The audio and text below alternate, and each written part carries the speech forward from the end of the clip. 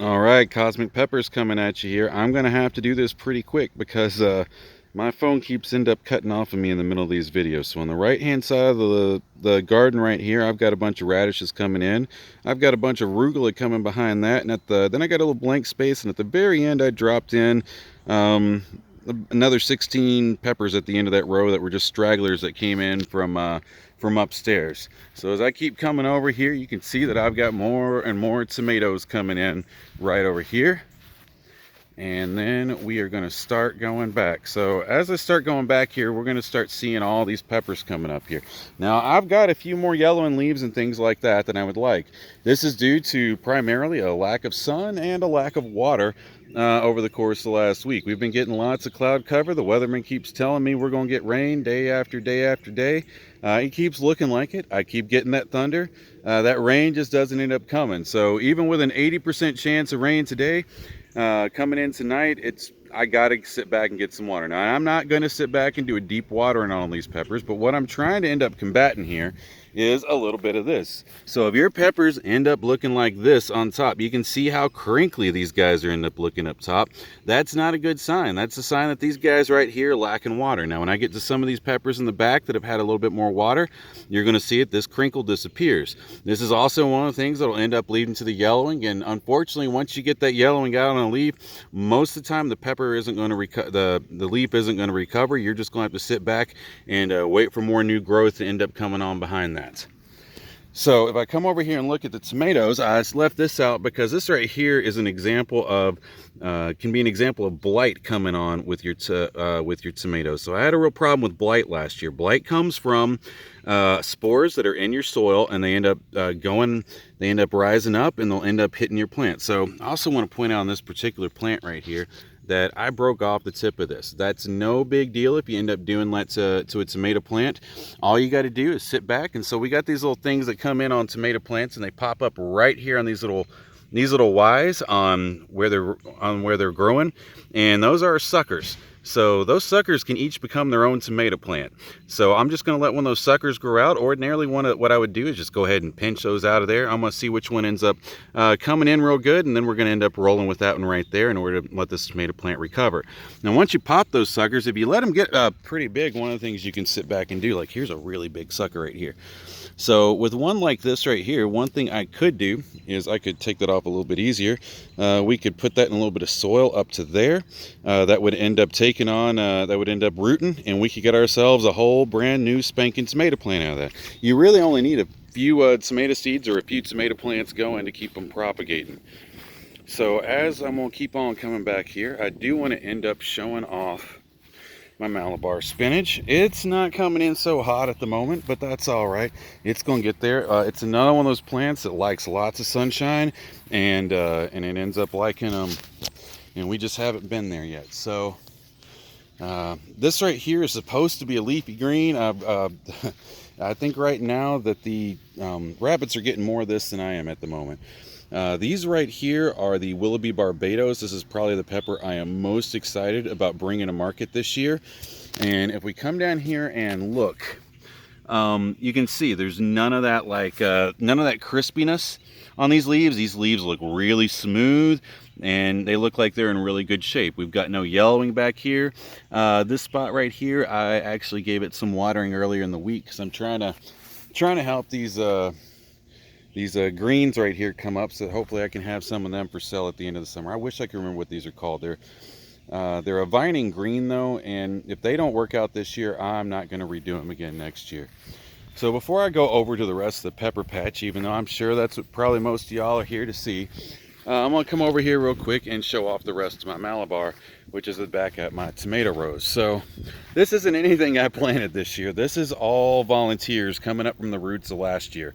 I'm really shocked about that. But since my green Malabar may not be doing as good as I like, I might end up taking some trellis or something like that back here and running it up so that this vining Malabar can have something to climb. Now it's a musculingus, meaning that it's got sort of a little bit more liquidy kind of a taste to it for a spinach plant.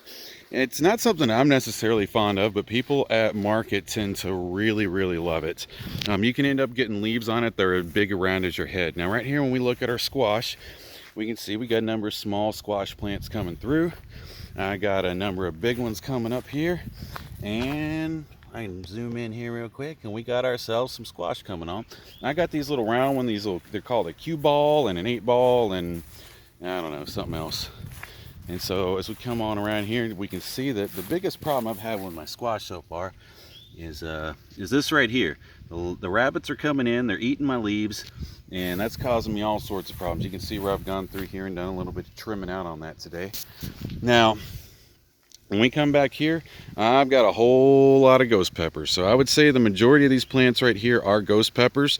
I probably got about 90 to 100 ghost pepper plants rolling back through here. If we zoom in, they're not too big, but you can tell that they're coming on. Now, one of the things that's characteristic usually of ghost peppers is, or boots in general, is that they have these really big, huge vegetative leaves.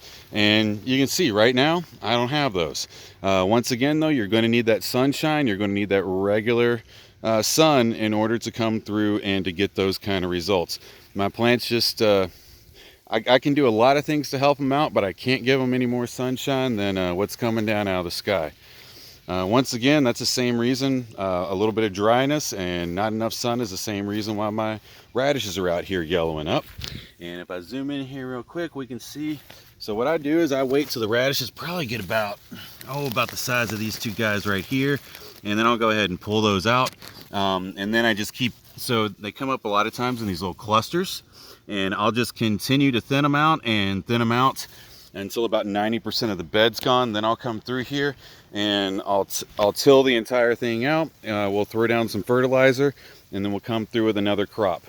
So if I look through on this entire actually back 2 rows, you can see that I've got a lot of weeds coming out.